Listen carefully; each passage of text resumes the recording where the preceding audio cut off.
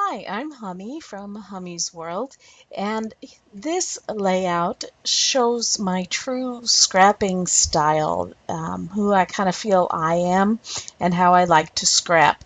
It is all about the photo and the journaling, very minimalistic, not many elements.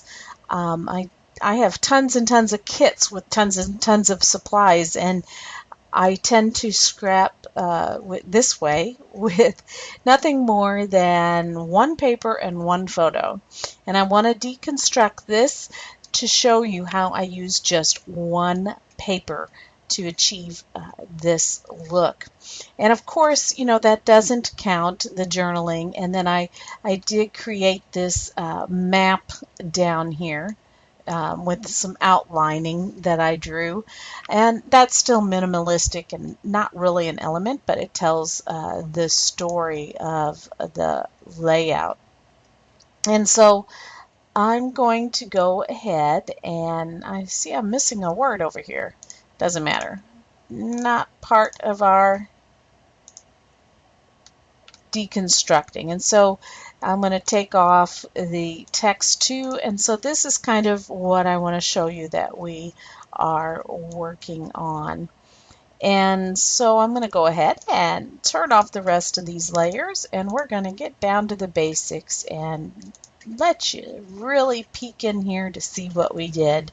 And so this is my background paper, my one paper that I have. It's got lots of good, yummy, grungy texture to it. It's kind of several concrete wall photos that I put together. You can see it's kind of got a window in it because it came from our collab called The Towers Window. You can pick it up at the Boomerang at hummysworld.com. And it has this fun edge in here. So I made this wonderful, yummy background, and this is all I needed for my layout. And then there's my one photo. So I stuck it there. And what I did, if I can remember correctly, was I hit Control J on the background layer to duplicate it. And I began making it smaller and resizing it. So I'm using the same paper, and I'm resizing it to go so it's the same size as my photo. And then I utilized, now we're in Photoshop Elements 11. If you don't have this version yet, it still works the same in your program, just things are at a different interface. Let's open up the toolbox. I've got the rounded rectangular tool, and I simply made a shape so that I could use it as a template. And I hit simplify to simplify it, and I didn't keep this after I was done with it, but I simply held down my control key and clicked on the thumbnail of this shape I created with the rounded corners to get marching ants around it. Then I made this layer the active layer, the one that is the background that I resized to be the size of the photo, and I hit delete. Now I just got rid of this shape layer. I was just using it to get those marching ants. Control D to deselect. Now I have this frame from my paper around my photo, and then I began playing with blending modes, and just like that you can see it's pretty awesome. For the purposes of this video, I'm going to delete what we just made and show you what I made originally.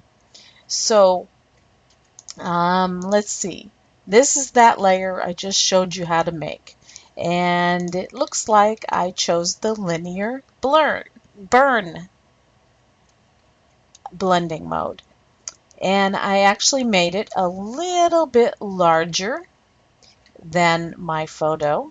I remember I went back and did that, and it kind of got in here with the grungy stuff. So it made all this cool, yummy blending. And then I duplicated that layer again. That would be Control J, and I brought it below this layer. I actually had moved them around, and this layer has a soft blending mode, and I made it's the same layer, different blending mode, and I just made it smaller and repositioned it. So it is partially over this one and yet further into the photo. And then I duplicated it once again, and this one's on the top, and I made it even larger, so it's way out there. Here's where my photo goes to, and if you can see that bounding box, and here's that top layer. So I have on this one the linear burn also. So it kind of goes way out there, and I'm going to turn it on and off so you can see how it blends into the background and makes it even more grungy and cool in certain spots. Actually, I think, if I'm remembering now what I did with this one after I created it, I didn't like that I was having a pattern up here of darkness, and I went to Image and Rotate, and I flipped that layer, I believe, vertically and horizontally to kind of get the grunginess to be blending in different places. Now I had my text, or I had my map. I had my text too. I must have accidentally deleted my other word. There's another word over there. And because it says view right above that. Okay, and so I had this and I map, and I needed to set it apart also. So I did the same thing in that I used my rectangular tool to create this time a more square. Let's just do it. My rounded rectangular tool to create more of a square, and then I clicked on my control key, clicked on this thumbnail to get the marching ants. At this point I don't even need it anymore. Made the background layer the active layer and hit Control J. And so that's how I got that shape. I'm going to go ahead and delete it because we don't need it. I already have my original. And then I'm going to show you that I use the multiply blending mode, and then I reduce the opacity to 65. There is no right or wrong answer to all of this. It just, you play with it until you find something that works, that keeps your photo as the focal point, but yet enhances things. So it kind of created a nice base to set off, you know, kind of like a tag.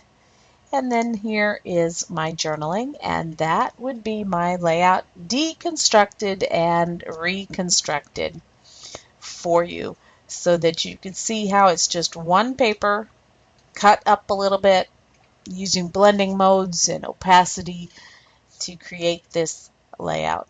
And I hope you've enjoyed this deconstruction tutorial, and I hope it makes you inspired to create those awesome layouts that you love in your own memory stash.